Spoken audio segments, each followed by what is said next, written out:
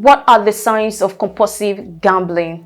Don't forget, we started off the discussion with what is gambling, what are the valuables people gamble with, why do people gamble, what are the causes of compulsive gambling, and what is the consequences of gambling. And now what are the signs of gambling? What are the signs of gambling?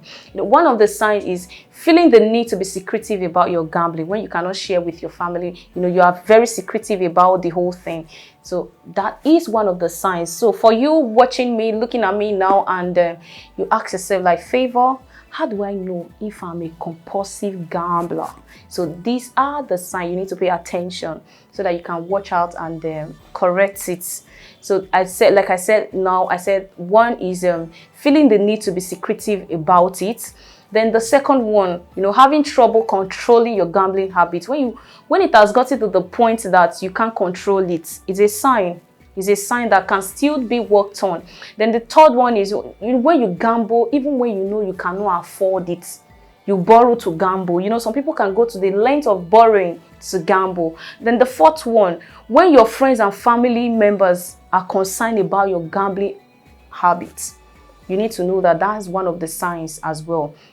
Then gambling, when you gamble despite the consequences, knowing the consequences, this thing is going to cost you, you still gamble. So that is also a sign. Then the last one is when you get defensive about gambling. When people talk about gambling and you are defensive about it, is also a sign. So now, how can gambling affect your mental health? Because I'm concerned about your mental health.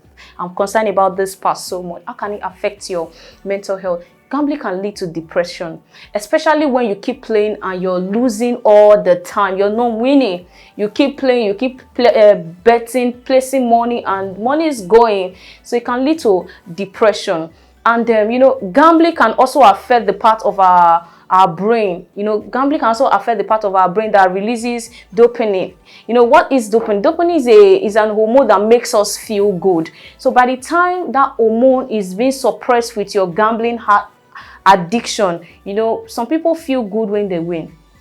That is what has replaced that hormone, that dopamine that make us, feel good, make us feel happy, make us to enjoy the pleasurable activities. There are some people, they don't enjoy pleasurable activities they used to enjoy before. It doesn't make them happy because that hormones has been killed by their gambling habit and their gambling addiction. So by the time it has gotten to that level, you just know that your mental health is being affected. It can also cause anxiety, stress. It can cause you stress. Gambling can cause you stress. By the time you keep, like we said at the beginning of how can it affect your mental health? By the time you keep playing, you're losing. You're not getting the money back. Your mental health is at stake. So now, what are the possible solutions to this gambling issue? What are the possible solutions? Because you need to get out of it. It's not healthy. So check out the last video to see the possible solution